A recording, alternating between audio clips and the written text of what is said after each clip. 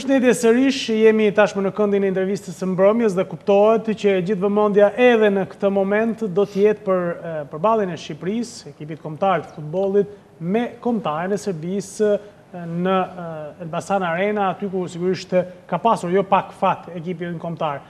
Do të bisedojmë dhe do të analizojmë fakt këtë moment deri diku dhe historik me një mjeshtër të madh të futbollit shqiptar, portierin legjendar të kombëtarës shqiptare, zotin Mikel Janku, gjithashtu edhe kritik në kuptimin që ka shkruar dhe është një gazetar tashmë prej shumë vitesh në sportin shqiptar. Zoti Janku, mirë se erdhët. Mirë se u gjeta, faleminderit për ftesën.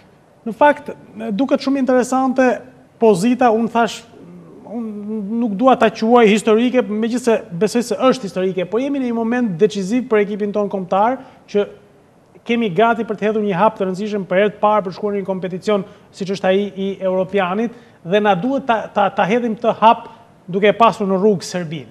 Çfarë do të thotë kjo për kombëtaren? Sigurisht, jo vetëm për kombëtaren. Kur flasim për kombëtaren, kombëtare është pasgjithshmërisht e lidhur me masën që e ndjek, me njerëzit që e përcjellin, që e ndjejnë, që e mbështesin pastaj.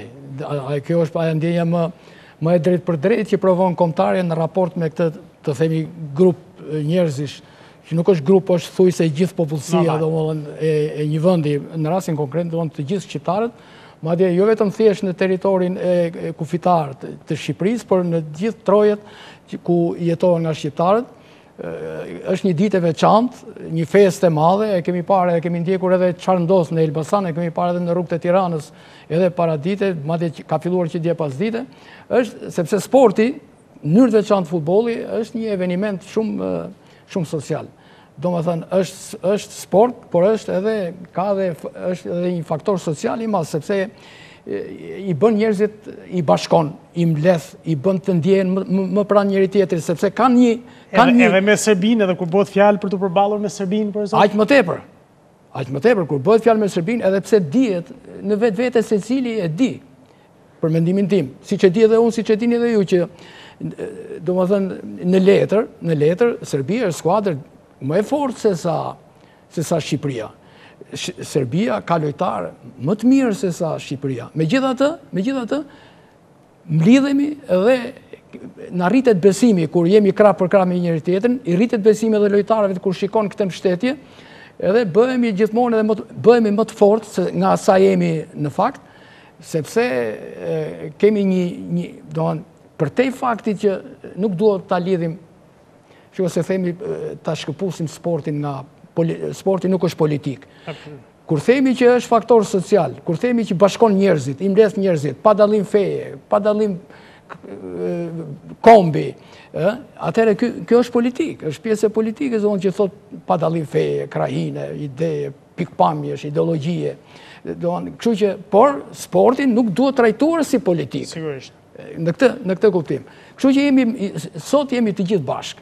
Edhe një nga lojtarët e kombëtarës, nuk e di, e kishte si fjalën e tij, kishte thënë secili nga një mendim, nga një batut, edhe të gjithë së bashku do e arrim. Të gjithë së bashku do e arrim, jo vetëm thjesht skuadra të gjithë së bashku, se ata bashkë luajnë, por edhe me gjithë ne tjerët që e ndjekim, e shoqërojmë, e mbështesim. Çfarë do të thotë përballje me Serbinë? Në aspektin sportiv flasim gjithmonë, zoti Janku, ka diçka të veçantë që duhet edhe pra të krijojë edhe një lloj, sepse krijon edhe një lloj presioni tek lojtarët që zbresin në fushë. Pas asaj që ndodhi sigurisht në Beograd dhe situata që u krijua. Të gjithë që amplifikuan këtë ndeshje deri në këtë shkallë, me tërë këto masa sigurie, me tërë këtë risk të lartë, domethënë rrezikshmërie që mund të ketë për shfaqje që nuk përputhen jo vetëm thjesht antisportive, po që mund të kthehen edhe në shfaqje që politikisht të dënueshme, dhunë ndaj njëri tjetrit, domethënë ndaj kundërshtarit e tjerë. Pra ishte pikërisht ajo ndeshje dhe gjithçka ndodhi në atë ndeshje. Tashi bota kështu është që jo nuk është e gatshme të reagojë në atë momentin e parë për ato çka ndodhen atje, por ama nxjerr mësime edhe duhet ta pësojmë ne që ishim viktima, tash jemi pritë dhe ne duhet ta kemi shumë kujdes. Se në këtë rast, gjykoj unë, në këtë rast se shikoj edhe reagimin edhe të UEFA-s edhe predispozicionin që pavarësisht se ne kemi qenë viktim, Ne s'kemi të drejtë morale, po edhe juridike që të ushtrojmë të njëjtën dhunë ose diçka më pak, s'po them më shumë se sa ajo që pësuam atje, kurse si, përkundërzi. Por nëse përsëritet ajo ose gjë shumë më e vogël se sa ajo që ka ndodhi në Beograd, masat ndaj nesh do të jenë shumë më të rrepta. Prandaj bëhet gjithë ky kujdes i madh, domethënë gjithë këto masa sigurie, edhe për mënyrë sado masat marrësh, nëse do të ketë një grup njerëzish të predispozuar për ata edhe marrin parasysh edhe dënimet që mund të pësojnë, është e vështirë.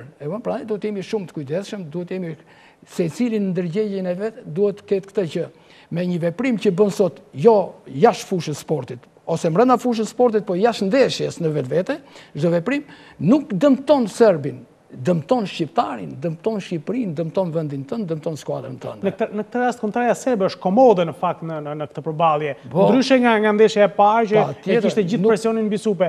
Tani presioni është te 11-qa e zgjedhur nga Debiazi në fushën e lojës, por mbi të gjitha nga tek organizatorët që duhet të shmangin çdo lloj momenti të përsëritshëm me atë të Beogradit.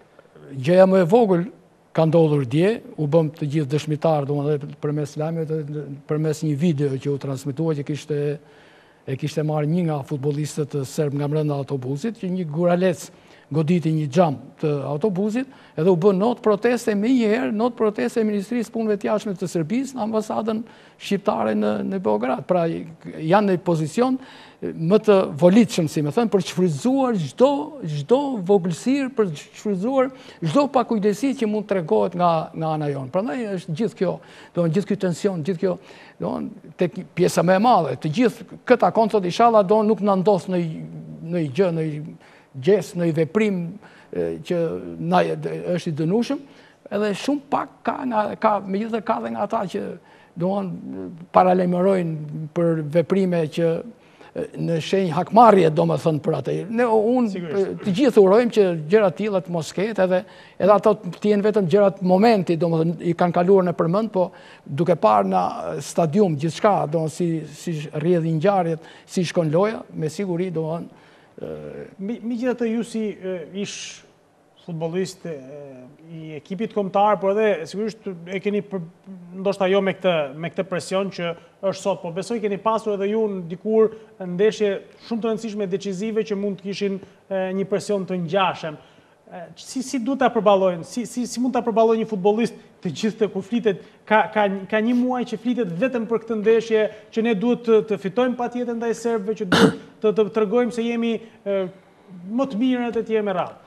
Që bëjmë fjalë kur flasim edhe për klubet, por në mënyrë veçantë kur flasim për lojtarët e ekipit kombëtar, si e përballojnë dhe si çfarë duhet, flasim për profesionistë, domethënë lojtarë që kanë kaluar me 10 ndeshje të këtij niveli, secila nga prej tyre ka specifikën e vet, ka presionin e vet. Një skuadër është e dobët për shembull, atëherë ajo ka presionin e vet edhe ndeshje. Duhet fituar patjetër, se është turp mos fitojmë ne për shembull me këtë skuadër. Unë flas edhe nga përvoja, edhe kur shkonim luanim Shijak për shembull, kemi dalë barazim 0-0, sikur na ra qielli mbi kokë, domethënë. Si ka mundësi, edhe ndeshje ka presionin e vet. Ndërsa kur vjen puna në këtë ndeshje, ku mpleksen pastaj edhe faktor tjerë, sportiv dhe jo sportiv, sigurisht presioni rritet. Këtu është forca e grupit, forca e çdo lojtari, stafi që din të punojë në mënyrë të detajuar me çdo futbollist. Kur kishim në kohën time kam pas trajner Xhep Spajiun, Loro Boricin, Refik Resmen, trajneri që kur të gjithë shtrihen, edhe mendojnë që edhe trajneri është shtrirë, trajneri kalon në për korridor lehtë, majtë edhe veshje në çdo derë, edhe para ndeshjes në mbrëmje. Edhe thot, po flen Mikeli apo jo? Po flen Sadiku apo jo? Apo po përpëlitet, domethënë ato ankthin e ndeshjes e kështu.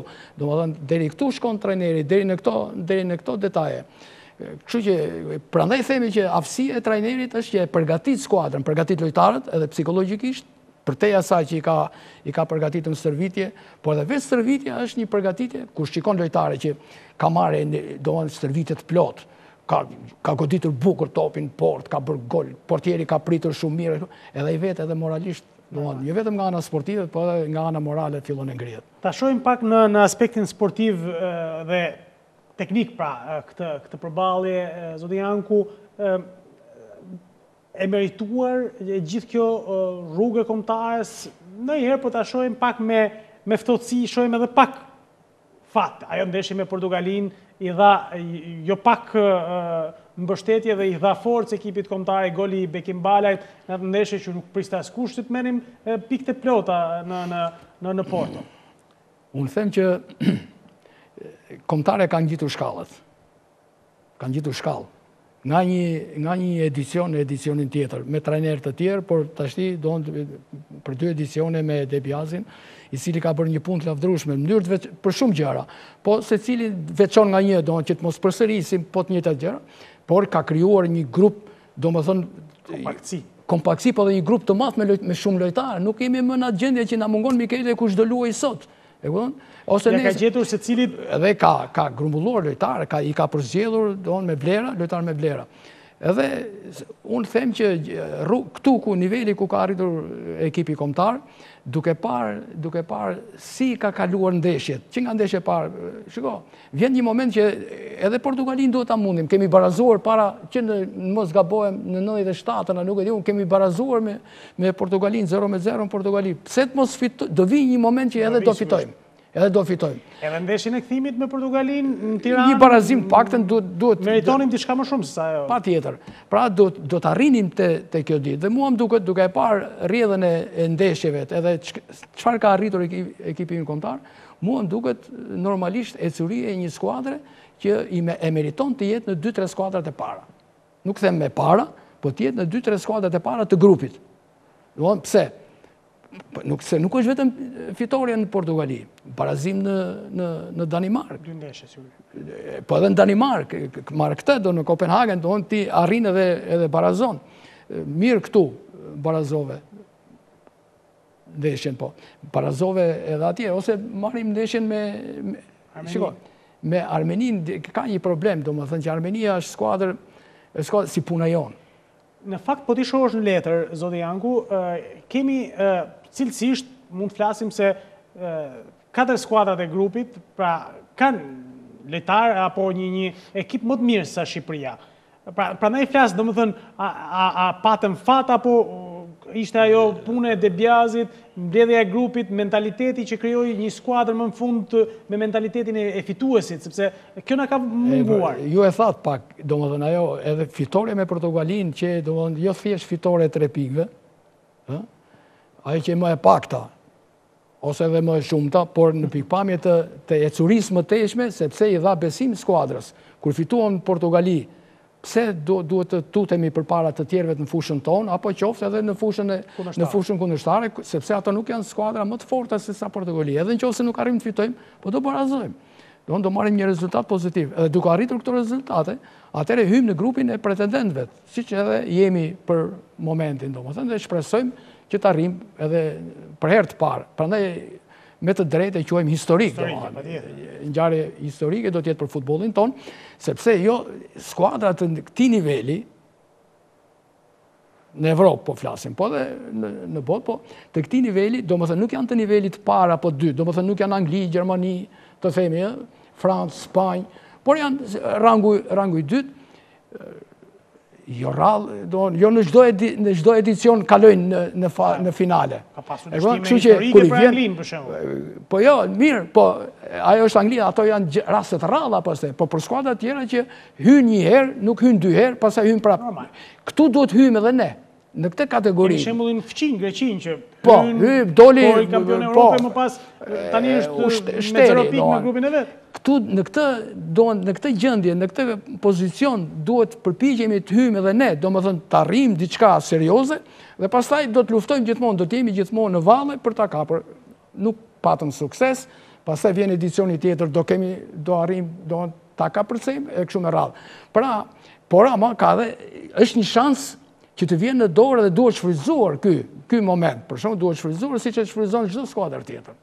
Sepse ka skuadra, Holanda për shembull ka rrezikon që edhe në vendin e tretë të mos shkojë dot. Të mos shkojë dot. Do kështu i ndodh ndrim brezash, ndrim lojtarësh, kështu me radhë. Ndodh që një sezon edhe nuk funksionon.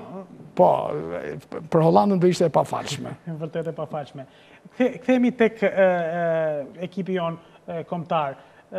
Edhe tek ndeshja sigurisht me Serbinë.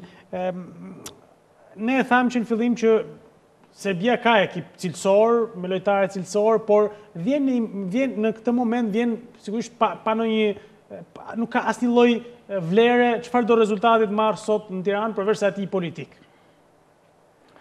Ko do të ketë efekt, kjo mund të ketë efekt pozitiv për ekipin kombëtar. Të që ka Serbia në letër skuadrë më e mirë se më e fortë, të them, nuk them më e mirë. Sepse ka element më cilësor që luajnë skuadra më të mira sa ku luajnë lojtarët. Duke lexuar këto mediat edhe pash një tregues interesant, domethënë, jo se nuk e dini e merrje me mend, po saktësisht skuadra jon kushton për momentin, siç i bëjnë këto agjencitë ndërkombëtare të calciomercatos, të tregut 34 milion euro. Skuadra serbe sa kushton thoni ju? Paktën 500 milion. Jo, 158. Do në raport me ne. Jo, janë të tjera. Janë të tjera. Si Kolarov apo Ivanovic që janë super paguar. Kjo ishte domethënë 158 milion. 158 milion me 34 milion, i thon 4 herë gjysmë, mos gabohem. Domethënë kjo është në letër. Por ama këto janë vlen lojtarët, por nuk është skuadra sa vlen skuadra si skuadrë, ti duhet nuk e peshon dot. Se çdo lojtar ka vendin e vet. Si ti fusësh në zinxhir mekanizëm me një si futet, si ingranohet kjo skuadër. Prandaj themi që forca jonë është grupi. Po ky grup domethënë që u krijoi pikërisht fal edhe punës, po edhe rezultatit që arrin. Rezultati që arrin e përsëris, domethënë ti jep jo vetëm pikët, po ti jep edhe shtysën morale, psikologjike, do të bën të kesh besim në forcat tuaja, edhe kur them që mundëm Portugalinë, po e përsëris, domethënë sepse është një fakt shumë domethënës, kur fiton ndaj Portugalisë të rritet besimi që do të fitosh. Shiko, të kthehemi mbrapa në ndeshjen në Serbi, në Beograd, me Serbinë, në atë ndeshjen e famshme. Deri në momentin që e dronit, ne ishim superior. Absolut, patëm dy raste, një me Mavrin dhe me Can. Edhe me lojë, jo vetëm me raste, po dhe me lojë. Luajtëm serbes, krijonim mundësira, ata vinin, organizoheshin sulm, thyeshin nga mbrojtja, kundër sulm, rrezikonim. Domethënë, edhe këtu, mirë po, nuk vlekan gjithmonë. Shiko, se ju gazetarët, se unë nuk e fus vetën, unë s'jam gazetar. Se ju më thatë, domethënë gazetar, nuk jam me sinqeritet, domethënë. Unë u mora me këtë punë sepse dikur kishe lexuar për një lojtar të famshëm që edhe ju hyri në këtë botën e komenteve dhe kështu, atë çfarë kisha përjetuar, akumuluar thot në jetën time sportive, kisha dëshirë të brendshme që në një farë mënyrë ta vloja, të nxirrit. Bile unë them që pak kam bërë në këtë, po kjo është temë tjetër, domethënë. Kështu që kjo e gjitha përvoja të jep të mësosh edhe të nxjerrësh konkluzione, skuadra duhet me do e mos të dali në mbi ujë. Të dali mbi ujë, domethënë të jetë në nivelin e skuadrave të tjera të Cila është merita e Gianni De Biasit për këtë kombëtare? Sepse e prekëm pak, po sigurisht unë mendoj se ka një kompleks ndoshta ka filluar që në periudhën e Brigelit përgatitja e kësaj kombëtare, por De Biasi, si një italian tipik, pra dhe njohës i mirë i këtyre elementeve të vegjël që i duhen një skuadre kombëtare, arriti të marrë frytet e gjithë punës bërë në këto vite. Thash, kombëtare jonë kanë gjitur shkallët, e thamë, kështu e filluam bisedën tonë, domethënë. Kanë gjitur shkallët edhe sigurisht do vinte i dita që do e mblidhte atë që kishte mbjellur, do ta korte, do ta lidhte e me radhë, do ta shijonte, por secili ka pjesën e vet nga trajnerët.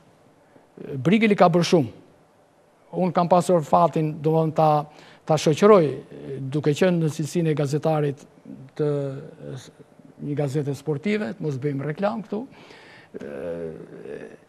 E kam ndjekur ekipin kombëtar. E kam ndjekur edhe kur ishte Brigeli, me trajner shqiptar, të cilëve unë ju heq kapelen për kontributin që kanë dhënë edhe ata, secili me radhë në vendin e vet, Por autoriteti, kur shkon për shembull në Gjeorgji, kur shkon të luash në Ukrainë, të paktën vendet ku unë e kam ndjekur Brigelin, është tjetër nëse është Mikeli trajner, apo Sadiku, po është Brigeli. Jo thjesht gjerman, po një gjerman autoritar me një civit lojtar, kampion me Verona në Itali. Kështu që edhe ekipi kombëtar trajtoi çik më ndryshe kur shkonte edhe nga mediat atje dhe gjithë nga atmosfera. Pra këta janë që kanë shkallë dhe erdhi radha përfshi dhe trajnerët shqiptar dhe erdhi radha tek ke Gianni De Biasi, një natyrë e veçantë, sepse ka të bëjë me dijet që ke, me aftësinë që ke, me përvojën që ke grumbulluar, por ka të bëjë edhe me mentalitetin personal, me atë si ti arrin të shkrihesh me mjedisin ku punon. Ai Gianni De Biasi ka përshtypjen që ka krijuar këtë fizionomi këtu, po të shkojë në një vend tjetër, ka aftësinë që të përshtatet me një ambient tjetër, dhe nesër nga shqiptar, të shikot kjo për humor, nga ajo shtetësia shqiptare, mund të marrë shtetësin të themi bjeloruse, po ja fuskot, do më thënë. Po, kjo një karierë rëdhatje. E kupton, do më thënë që është i aftë, edhe kjo është një dhunti e veçantë e trajnerët, të di të komunikoj me lojtarët, sa del, do më përda, buzagaz, me fjallën e mirë, me fjallën e ëmbër, flasë edhe me lojtarët. Përshtypje që kanë lojtarët për të. Kjo është një aftësi e madhe. Plus, pastaj, sigurisht, njohuri teknike, njohje e futbollit, procese servitore, përzgjedhja e stafit që ka ai me vete, sepse punën, ai servitin atë vrapin, nuk e bën Gianni De Biasi. Gianni e bën në letër, po atje në fush vrapon asistenti ti, do të dish të zgjedhët, ai servisi portierave.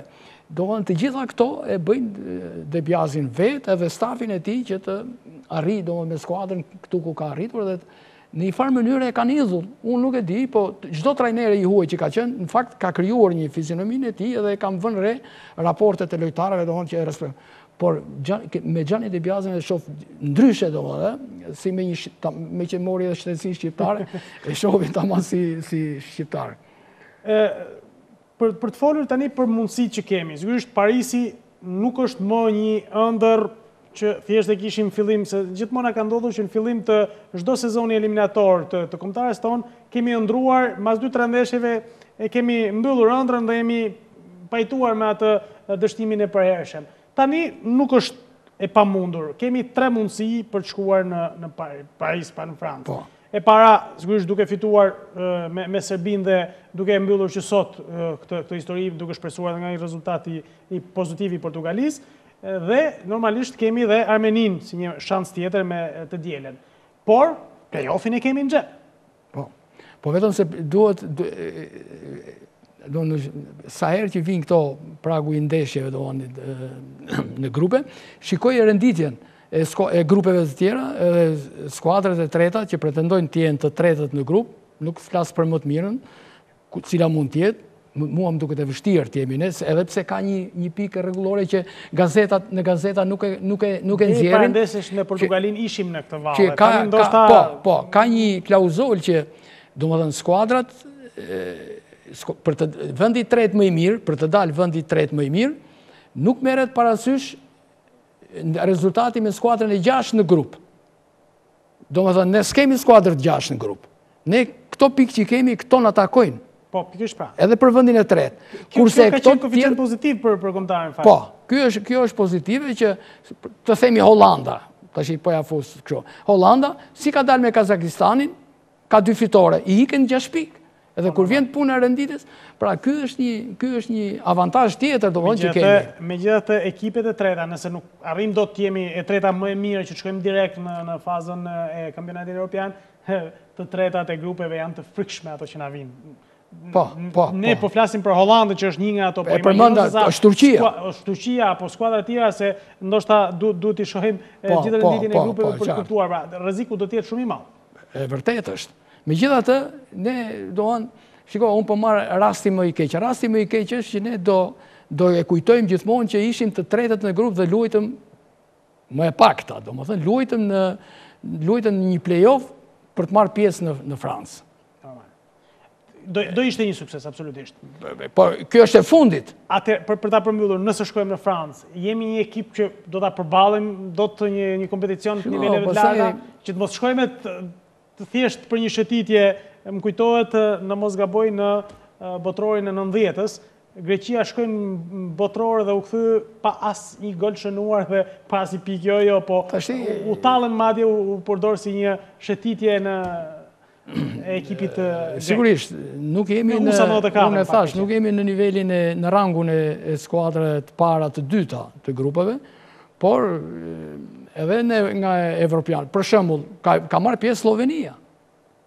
Unë e simpatizoj skuadrën slovene për mënyrën si luan, për atë arritjen që ka, por në fundit jemi skuadra që jemi ngrënë me njëra tjetrën. Pse ajo e përballoj dhe nuk do ta përballojmë në llogaria është kjo, që kur vjen kampionati botror, evropian, po marr, evropianin, kur vjen kampionati evropian, finalet, faza finale, atëherë kombëtarja ka tjetër. Nuk ka më skuadra të vogla të mëdha. Jo, po edhe përgatitja është tjetër, është një shkallë më lartë, edhe moralisht shkon më i ngrohur, shkon më i fortë, shkon edhe më sërbes, domethënë s'kam çfarë humb, domethënë. Në fundit ne atë që pikërisht e arritëm, nuk kemi çfarë të humbasim. Kështu që unë them që të arrijmë deri atje se mund të kemi edhe gjëra, kemi mundësinë që të bëjmë edhe gjëra të bukura. Urojmë dhe bashkohem sigurisht edhe me këtë urim bashkë me ju, zoti Janku. Faleminderit, ishte kënaqësi që ju intervistova. Në fakt e kisha dëshirë të kaheshme të ju intervistoja. Faleminderit shumë. Nuk e di pse ju kam admiruar gjithmonë, jo vetëm për kontributin si portier i famshëm i sportit shqiptar, por edhe si gazetar, megjithëse nuk e pranuat që keni qenë një gazetar i mirë fill. Po unë mendoj se keni qenë. Faleminderit. Faleminderit edhe juve. Tash t'ja u kthej të gjitha me komplimentet që bët, por e vërteta është që edhe televizioni juaj ka në atë zhanrin e vetë, si me thënë që është, ka ndjekësit e vetë. Unë jam ndër ata që nuk rri tërditën me telekomandën, me pultin në tek... Të një kanal në politik. Sigurisht, ndjek ato që, por t'jeni bindur që unë ndjek edhe Sadikun. Faleminderit shumë. Dhe më miq, faleminderit që na ndoqët. Urime e kombëtarës, takohemi nesër.